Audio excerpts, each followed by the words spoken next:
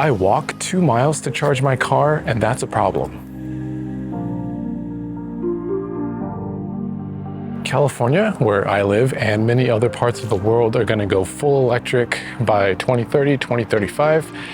And that's a problem for people like me who can't charge where they live. Currently, the statistic is around 80% of people who have EVs can charge at home and do charge at home.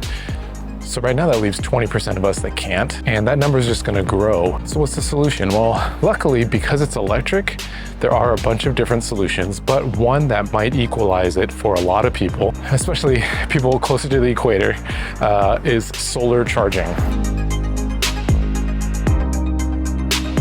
Now, right now, there are 3 car companies that I'm aware of that either are offering or will be offering solar charging on their car.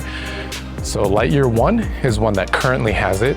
Aptera and Sono are 2 companies that will or should be having cars on the market very soon. Now, this is important for a couple of reasons. One, if you live in a place where the sun shines, it's going to be free charging.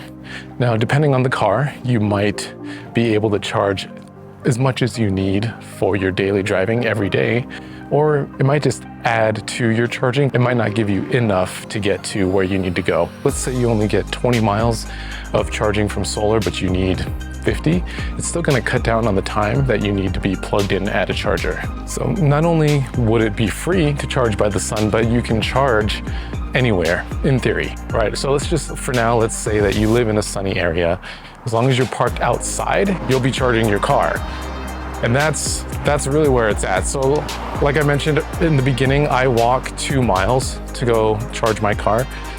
Some people can't do it. Like, I don't have kids. If you have kids and you have to wake up extra early to go unplug your car or stay up even later to go plug in your car overnight, like that's not a great option. So being able to charge anywhere is something that we really do need. Now, gotta acknowledge, I do have a bias because I live in Southern California where it is sunny here like 350 days out of the year.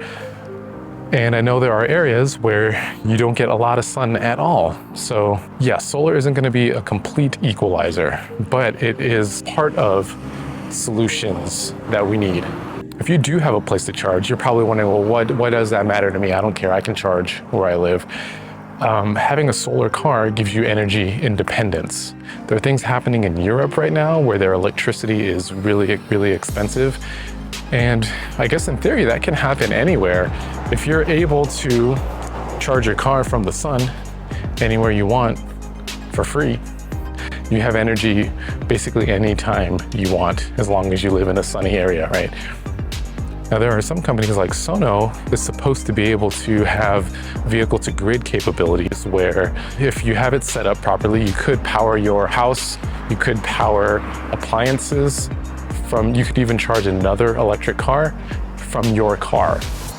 And I think more and more cars are going to be offering this. I think the Ford F-150 has that, the Hyundai Ioniq 5 has something like that. But now if you incorporate solar to that, that makes that vehicle-to-grid thing even more powerful. So those are some thoughts I wanted to share about solar. I know a lot of my viewers are fans of Aptera. Maybe for you, the solar is just a cool thing, a cool feature of the car, but for me, it's something that is actually really important because I don't think I can afford a home anytime soon. I'm 40, I don't know if I'll ever be able to afford to have my own house. So being able to have options where I can charge anywhere that I want, I think is really important, and I think it's something that's really important for the rest of the world. Let me know what you think. Do you think solar is a gimmick? Do you think it's something that could help people? Let me know, I'd love to hear it. Talk to you next time.